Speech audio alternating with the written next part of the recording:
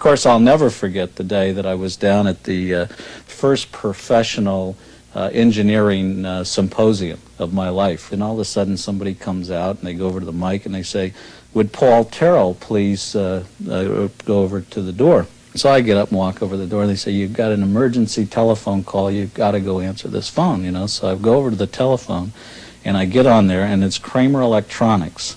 And the guy says, "I just had a couple of guys in here." He says, "I don't believe this." He said they were in here to buy parts to build a computer, and they had a written purchase order from you for 50 Apple I computers. And these guys have convinced me that if I sell them the parts and give them 30-day terms, that they will build these boards up, they will deliver them to you, you will pay them COD. You know, I thought, hey, that's the deal. God only knows where he built it, but he showed up on the doorstep on the day with the parts.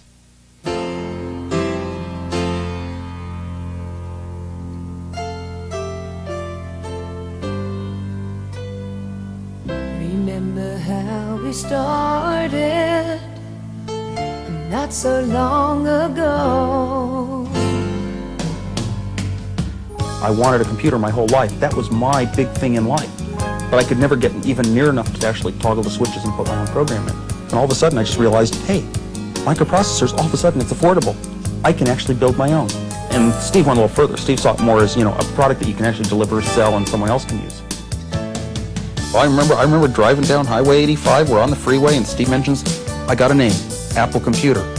And we kept trying to think of other alternatives to that name, but we couldn't think of anything better. And also, remember, I'd worked at Atari, and it got us ahead of Atari in the phone book.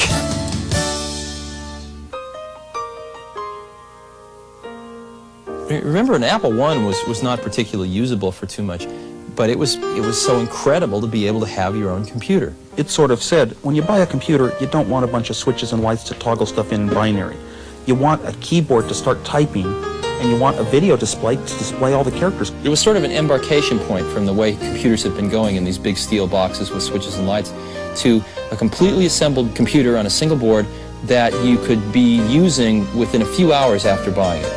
Still, the audience had to connect it to their own video monitor, connect their own keyboard.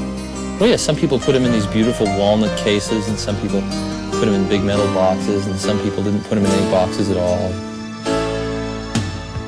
And then having the club as a socializing gathering was a good way to show off. I would hold the PC board up in the air and answer a few questions, and some of the questions, what do you plan to add to it? And one of the things I thought about was color. A simple technique for generating color based upon just studying TV when I was in high school. So I started thinking, I'm always thinking, how do you reduce the number of components? And I came up with a much more optimal design that was half the components and twice the power. Plus it had color, paddles, sound, and all that in the end. That was the Apple II. Every few days, Woz would, say, God, I've made an incredible breakthrough. I've saved a few chips here and there. And I remember this iterative process of watching him get to this incredible stage, but then figure out a way to take another few parts out and add 3 more features. And it kept getting better and better and better. And it was like a polishing. It was like you had something really neat to start with, but then you just polished it and polished it, and it got better and better and better and better and tighter and tighter. And it ended up, of course, being legendary. Our dream was to have a computer in a plastic case, sort of, as a statement against those big metal boxes. And then Jerry Manick was the person that designed the Apple II case. From the time I met Jerry Manick to the time we had final drawings was 3 weeks. So we didn't try a lot of things. We just did what we thought would be great. And I think, if you look at an Apple II today, it still looks good. And that's not something that most products can say almost 10 years after their introduction.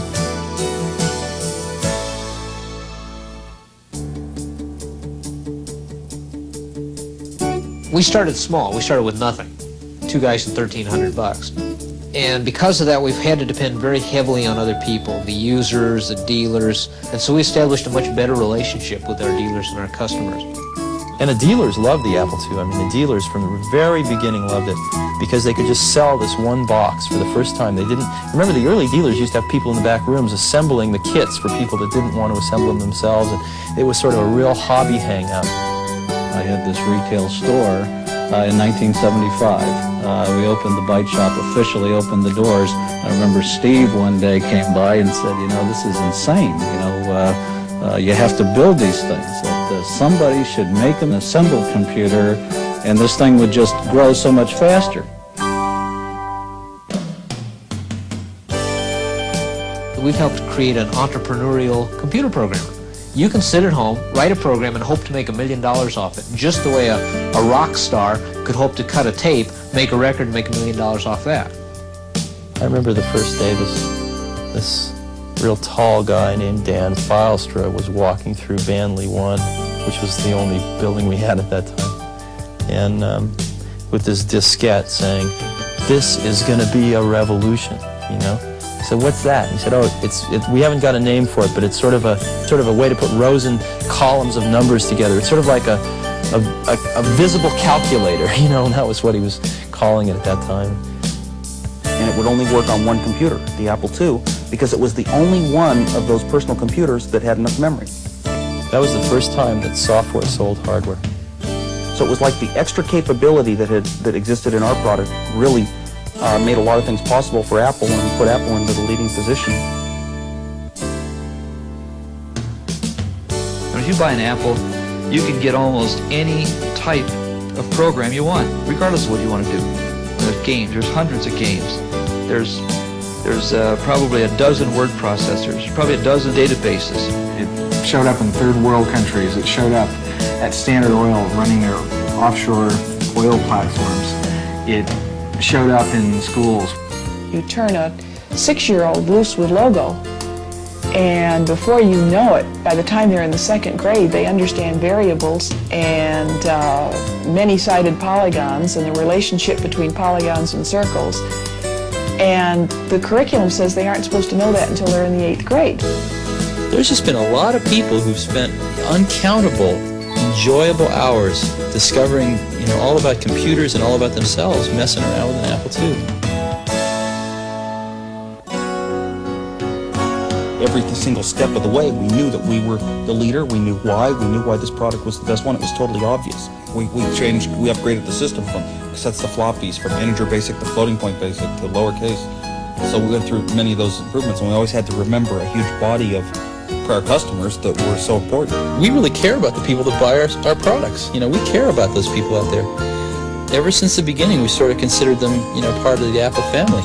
And then we saw, you know, the same kind of resurgence, just an incremental kick when the IIe came out, because there was a real pent-up demand.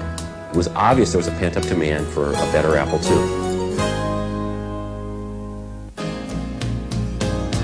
It provides more solutions for more people in terms of software and hardware put together to do a job than any computer in history.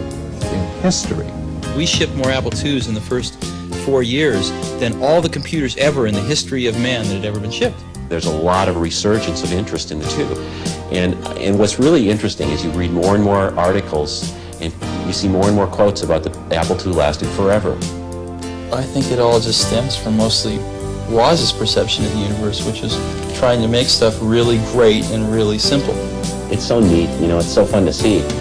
I don't know what's going to happen, but you know, I'm just watching these guys and you can just see those wheels spinning, and you know, boy, they're going home working, and there's some good stuff that's going to happen.